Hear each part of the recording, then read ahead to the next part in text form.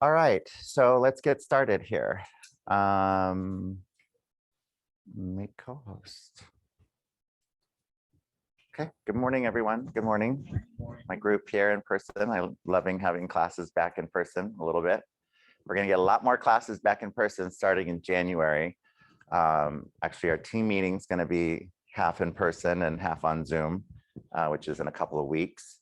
And I'm actually gonna have a panel on Thursday, November 18th, and actually was going to plug it later in the class, but it's going to be here in the room with 3 of our top listing agents, and the panel is going to be get listings, dominate your market, even if no one has ever heard of you. So 3 of our top listing agents here in our office. So there will be space here in the training room, in live in person, as well as our panelists, and then of course being on Zoom too. I'm so excited about that. But thank you guys for joining again. Good group on Zoom and in person. How's the reading going? Pretty good. You guys at home, feel free to unmute yourself because we can hear you in the training room. Let me change this. Hold on one second. My screen doesn't have this. And where we are going to start from today is page 97. So if you do have your books, hopefully you have your book at home or following along online. But I think that's where we left off at, right? From the last time, for those of you that were on it, right? So the 3 L's of the Millionaire Real Estate Agent. For those of you that have read the book so far, at least up to this point, any nuggets that you have from the book? Anybody at home? And you guys No. No. You guys got to read the book. This is not a book club, but it's still like, you know, we're digesting this 400-page book here. Hi Dan, I did read it. I didn't finish it though. I'm in page 156, but it's pretty good. I haven't finished it either. Right?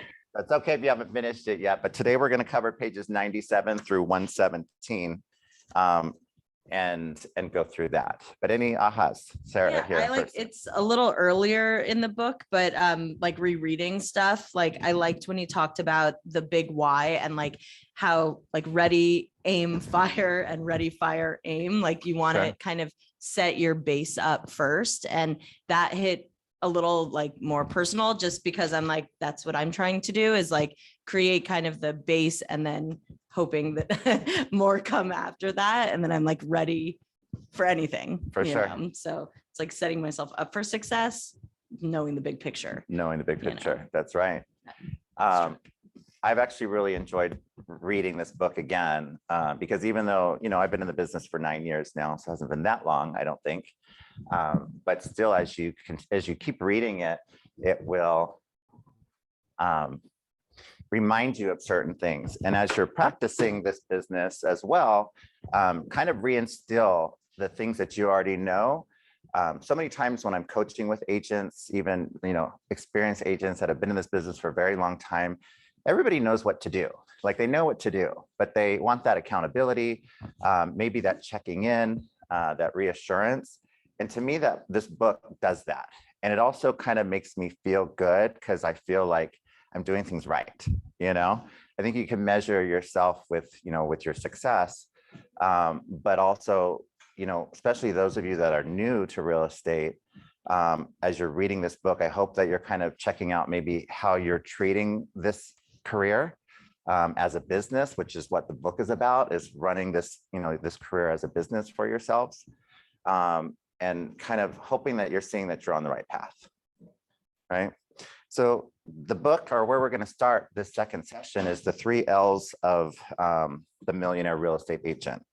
And it first starts off with the 80-20 rule. Who knows what the 80-20 rule is that wants to share? Danny, do you want to take the mic? 20% of what you do gives 80% of the results, right? Correct. Well, you want to focus on the 20%. Focus on 20% to get 80%. 80% of the results. Yeah. So same thing, just a little worded a little differently, right? So when you're mapping out your day and your life, you don't want to get stuck on the things that are going to distract you or waste time or money. Really just focusing on those activities and things that are really going to kind of create your wealth and take you to the next level. So 80% of the results will come from 20% of your actions, right? That's kind of what I highlighted in the book. And that the 80-20 rule teaches us that time and effort on the 20% that really matters will deliver 80% of the actual results. And so kind of what I wanted to talk, I know this part was really short in the book, but it goes a lot with time blocking and your calendar. So I want to just kind of distract from the book for a second here. But even like with my 411 class, we talk about the activities that you're doing every single week, right? To hit your monthly goals and then your annual goals. If you've taken any of Veronica's classes and you kind of checked out how she time blocks, like does anybody time block their calendar? Yeah, I love it. This is such a great group. That's why our office is doing so well. But if you don't, like I want you to kind of look at your calendar when you get home.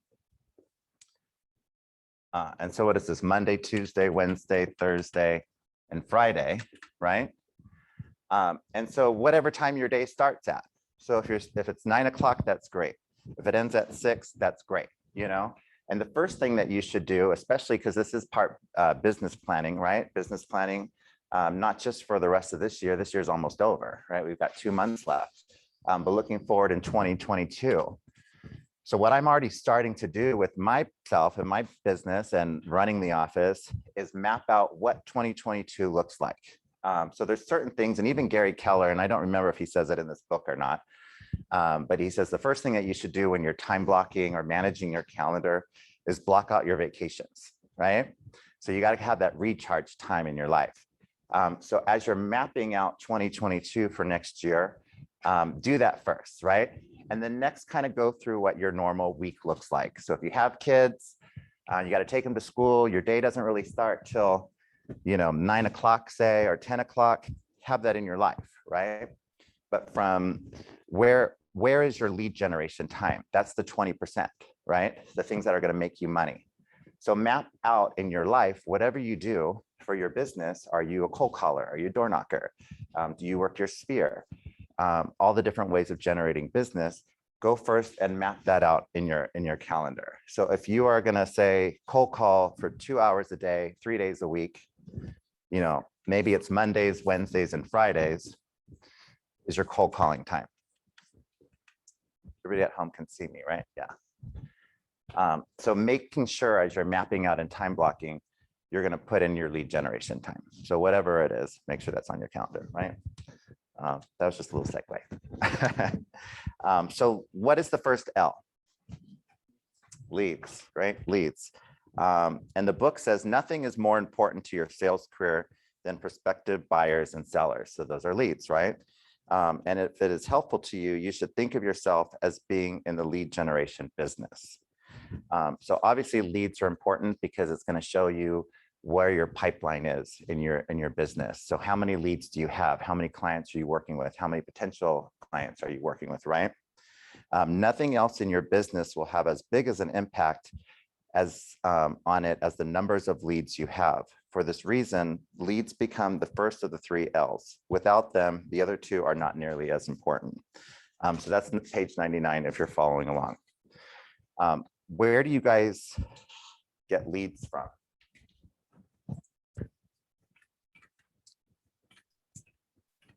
Anybody at home? What'd you say? Past clients. Past clients, right? So kind of this section of the book is figuring out, where your business comes from, and leads are the most important thing. So great. Thank you, Tracy. Past clients is one of them, right? Getting referrals for past clients as well as past clients coming back to you. Anyone else? Sphere. Geofarm. Anyone else? What do you Social mean media. by geofarm, Dan? It was said in the room Danny, what do you mean by geofarm? Put you on the spot.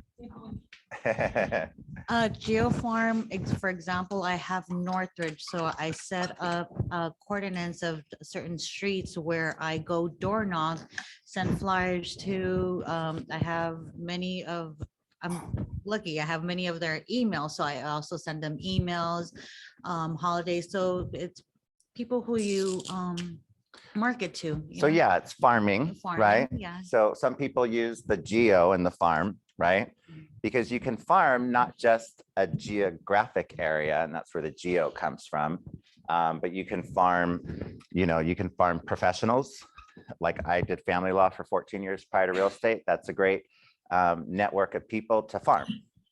Not a lot of fun people, a lot of angry people in general. But it's still a great resource because even when I got into this business, they always say that usually new agents work primarily with buyers. And we're going to get into this in the book about listings and why listings are so important. I think that's the next L, right? Leads, listings, and leverage. But because my initial clients not just were Sphere, but they were, family law attorneys that I had relationships with, our own personal clients that they trusted me through the family law experience. And then they still wanted me to sell their house. So my beginning of my career was really listing heavy as opposed to buyers. But like farming a professional group like that, this is Los Angeles, a lot of industry people. And even like I've talked about this in other classes, but I actually farm my Sphere. So the things that you guys do traditionally in geo farming, mailing a postcard, maybe sending emails like Danny said, however many touches that you're doing, I'm doing that for my Sphere as well. It's being consistent and following up and touching them in more than, in at least 3 different times a month, right? Anyone else? I think we're good with leads, right? In a prosperous market, the book says on page 100, these are kind of some of the, for those of you that weren't on our last class, I kind of went through the book and I highlighted some, sentences or phrases that really either stood out to me or kind of resonated with me. So I hope you guys are doing the same at home or whoever's reading the book. But these are kind of the nuggets that I came out with. So in a prosperous market, there are usually many agents relying on passive lead generators, casual referrals, and luck to create business. I call this lead receiving. So even like Tracy, like how you were saying, past clients, right, or referrals. This is what the book is talking about, lead receiving, because you've already kind of had interaction with these people, they're past clients, you've worked with them in the past. But if you're waiting around for these people to come back to you without any sort of system of following up with them, reaching out with them, asking them for more business, then they're really, it's just lead, it's passive leads instead of actively in your systems targeting them, right? Unfortunately, real estate agents who are in the business of lead receiving may find themselves selling very few houses when the market shifts. Everybody keeps saying the market's going to shift. We got 2 of our lenders in here. Is it shifting? We'll see, right? We'll see. If you actively and systematically focus on lead generation, though, through direct prospecting and marketing activities, you will always be doing the best you can, even in shifting markets. So focusing on who your leads are, setting up your system and targeting them, right? One of the first questions it says in here that was asked is, do you have enough leads that if you close them properly, you'll be reaching your goals? And if your answer to that is yes, then it would seem that you have a conversion problem, right? And if the answer is no, I tell them to put everything else on hold and go get more leads. So I teach the 411 class every single month, and I appreciate everybody that gets on it. But every time I read this book or I like read another chapter, another page, it literally just keeps going back to me to that 411 class. So I'm trying not to make this MREA class the 411 class, because we'll do that again soon. But even, we just put down a list of places or what leads are for you, right? And everybody kind of has their individual leads. But how many leads are you generating? So the 411 goes back to your annual goals, your monthly goals, and your 4 weekly activities. And the key to these boxes here, these columns, is really the lead generation that you're doing.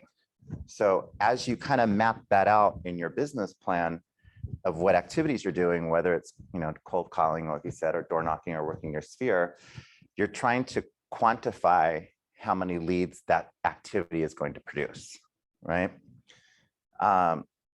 There's a team, a highly successful team in this office, and the leader of that team, his goal is, I will be on the phone all day long until I get an appointment, which, he's really good at it. So he's not here till 10 o'clock at night, still calling on the phone. But that's kind of the standard that he sets for himself. So, I'm not going to lunch, I'm not going to the gym and whatever until I get that appointment, but he's practiced his skill and his talent to do that, right?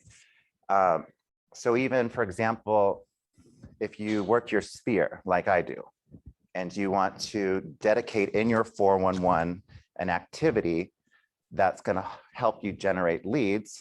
For me, maybe it's a coffee, right?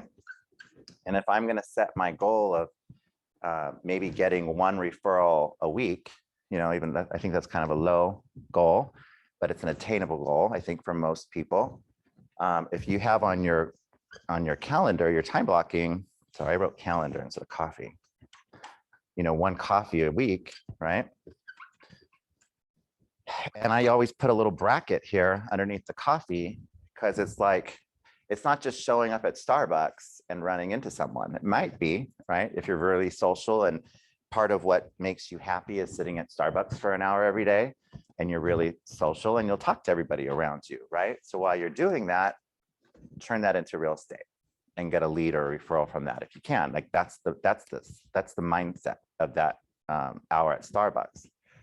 Or if you're not that social, just talking to strangers all the time, but you are social in your sphere or your network, your goal, if you want to hit 4 coffees a week, is, pick up the phone, text people, use social media like Facebook Messenger or whatever, is to connect with people, and just whatever the script is, it's to get that coffee appointment. So if you're going to do 4 coffees a month as your monthly goal and 48 coffees a year,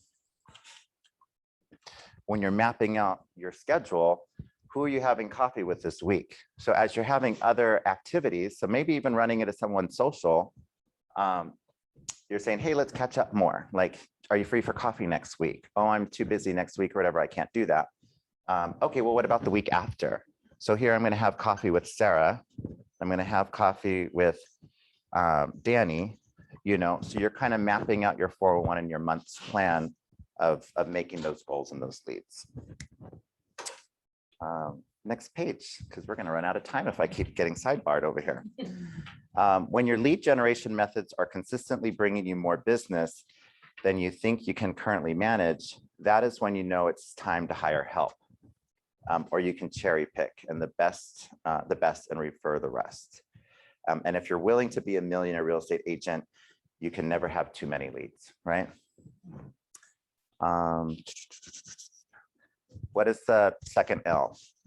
You guys are going to be my class because you came. So Listings. Don't get scared. Thank you, Christopher.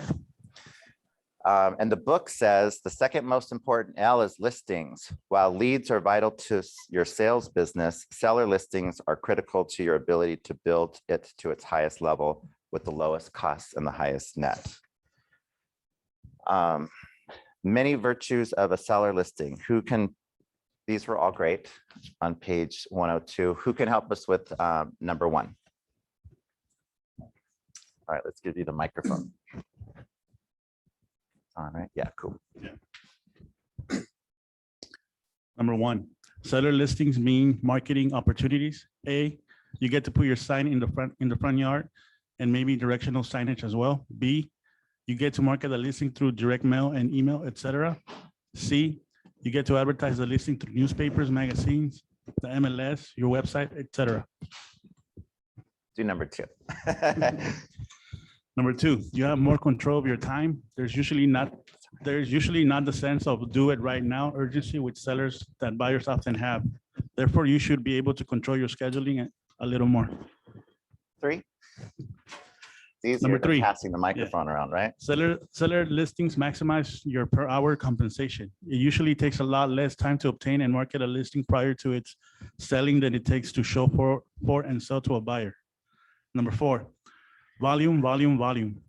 In our experience, a highly focused, highly leveraged real estate agent can work 15 to 25 seller listings per month and keep it up. The same agent would be hard pressed to work 7 or 8 buyers per month and continue to do so over a long period of time. Number 5, with the seller listings that are on the front end of pricing, which translates to an intimate knowledge of the market. And number 6, properly marketed seller listings bring you more business. Because of the multiple marketing opportunities that are part of the listing process, we found that on average, one well-marketed listing will generate one serious buyer who buys. So if you focus on obtaining and marketing seller listings, you should be able to get all the buyers you need. It's the real estate industry's version of 12-fer. Super. Thank you. Thank you so much. I know that was a lot to read. Usually when people call on people to read stuff, they don't make them read like a whole page, but thank you for being a good sport. So yeah, that's exactly why they say that listings, listings are gold, listings are king, or whatever they say, right? Is because a listing should turn into another listing, and it should generate 2 buyers from that listing as well. So it's like 4 transactions from one client. And like the virtues of a seller listing said at the beginning, even, it's like you can market the listing, especially with social media, the marketing, print marketing, online marketing. It's just, that's why they lead to more transactions and sales. And I'm going to plug my class again, my panel. So if you want to know more about listings on November 18th from 11 to 12:30 here in Encino, our panel is Get Listings, Dominate Your Market, Even If No One Has Ever Heard of You panel with 3 of our top listing agents. We'll be there. So make listings your primary focus. Listings will help you gain more control over your time and money, and the rewards you reap from your efforts will be the highest they could possibly be. For those new agents, though, like I said, statistics show that you work with buyers most of the time, at least at the beginning. So my advice is of course, go for where the business is going to be, right? So don't just, I hear people all the time, well, I don't want to work with buyers, I want to do sellers. Like it's all about listings, right? And that's what the book is saying, listings are important in that way, but it's not saying that buyers are not great clients too, and they will get you to the millionaire real estate agent. So focus on all of your clients too. And the last L, leverage, right?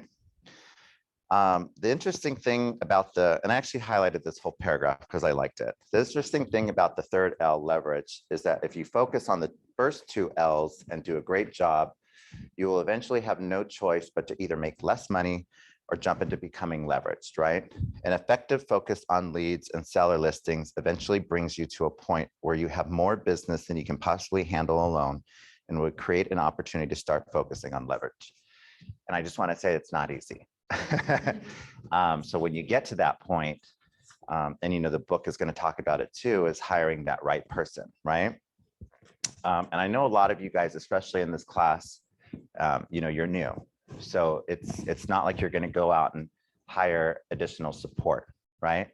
But the book is really talking about mapping out not just what's happening today in your business. That's even like the 411, we're talking about 2022, but the next year and the next year after that. So as you're focusing on your business and your lead generation, you're also setting up your systems in a way that as you continue to grow, you're going to need that help, right? So until you have maxed out on what you can accomplish through focus on leads and listings, you should not be hiring another person. Why? Red light, green light. You do it when you need it, okay? Leverage answers 3 key questions in your business. Does anybody want to share with us what those 3 are from the Zoom? Nobody's following along, I see, right? Who is going to do it? People. How will they do it? Systems. What will they do it with? Tools. Tools. Thank you, Christopher. You're like my gold star for today. So thank you.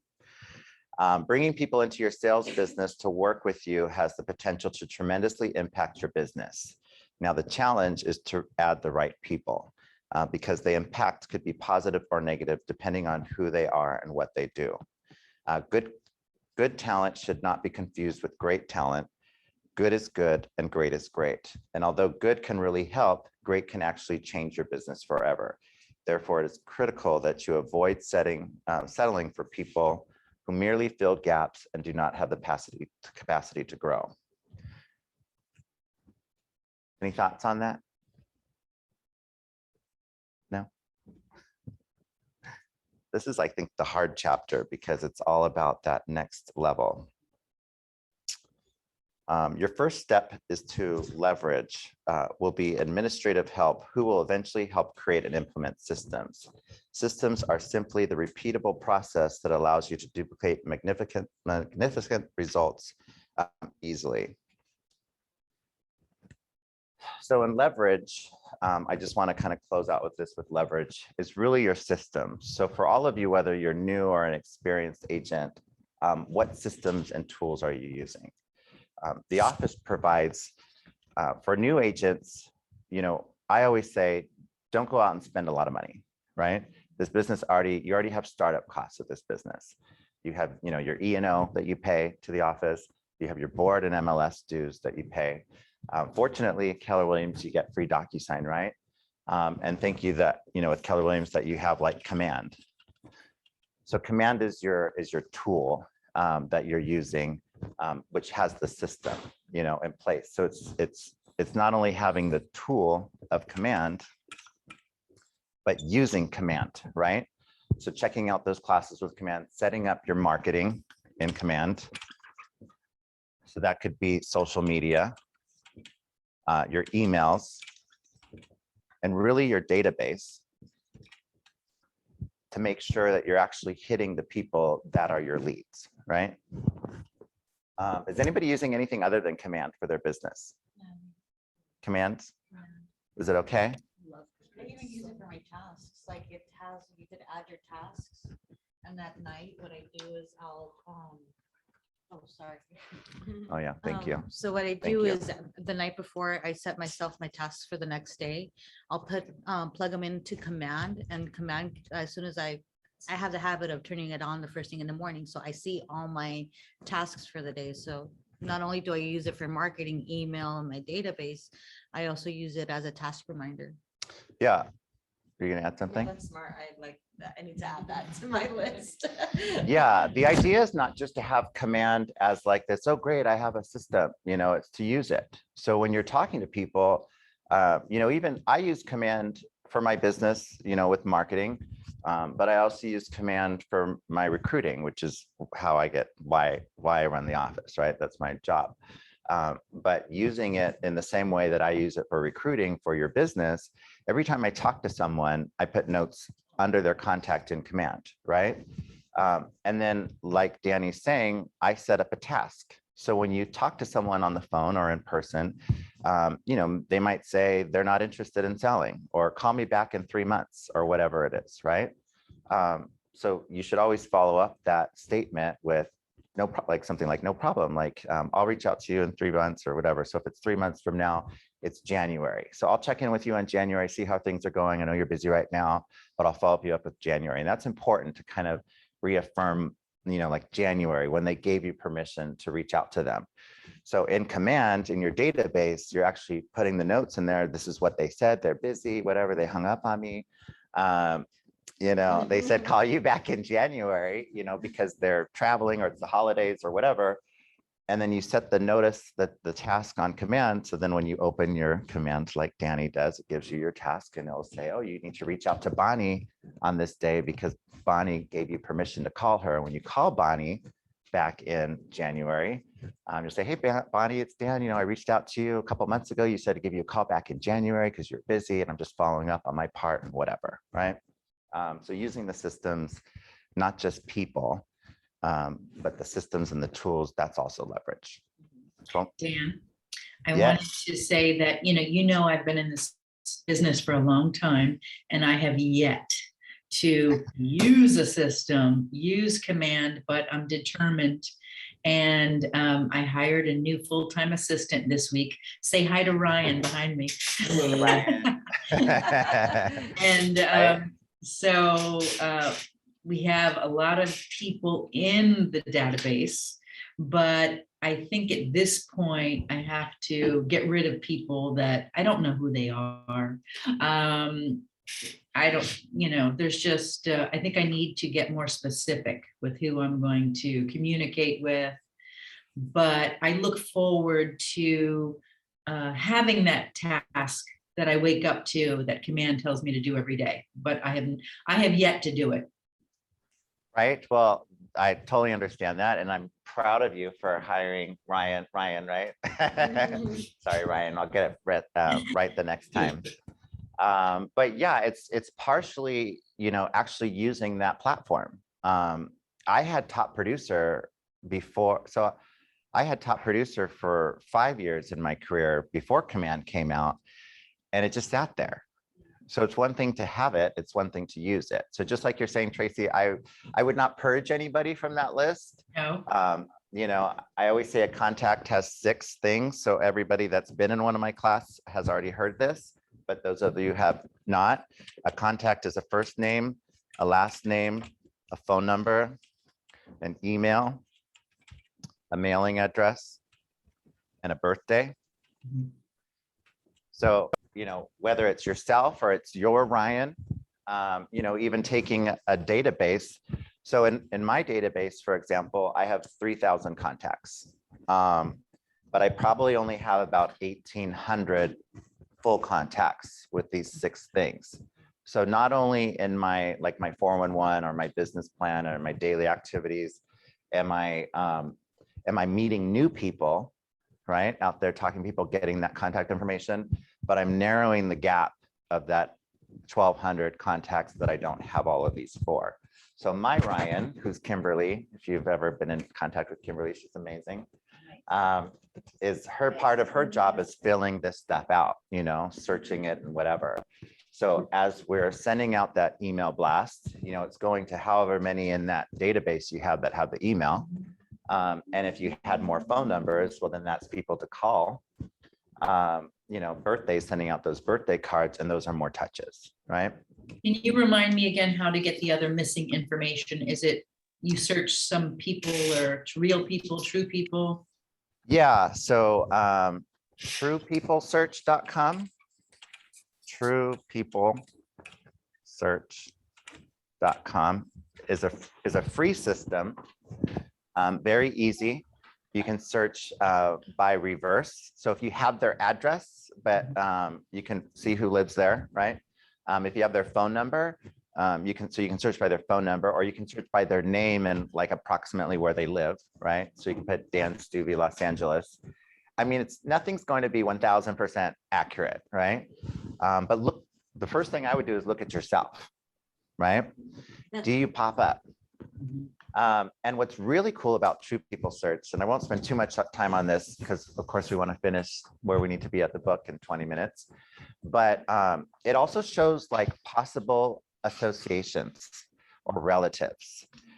So if you are someone like me that really connects with a sphere of people rather than maybe a farm, you might go to a party, you always go to the Super Bowl party at cousin Johnny's house or whatever it is, right?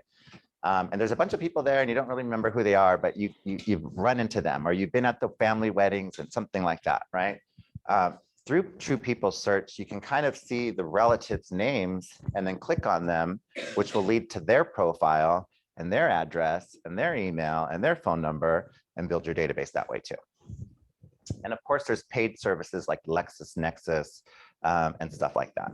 And birthdays, so True People Search, and just last thing on that, True People Search, if you find the person, will give the person's birthday month and year. So it'll show that I'm 40 and I'm January 1981. It won't give me the actual birthday, like January 22nd, for all of you, if you want to put in your calendars, January 22nd.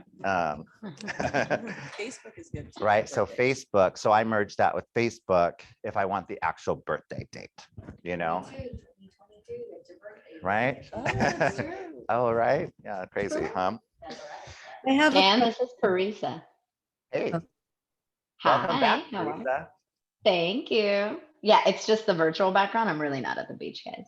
I know. Well, it's time That you got was an incredible. I know, time seriously. you got But your hey, booty look, back I just here. I know. And look, first week back, I already got an acceptance today, opening escrow. So yay. Amazing. I've been working. Yes. Great I was job. just gonna give kudos to the True People Search. Ever since you told me about it, one huge advantage when I was actually doing some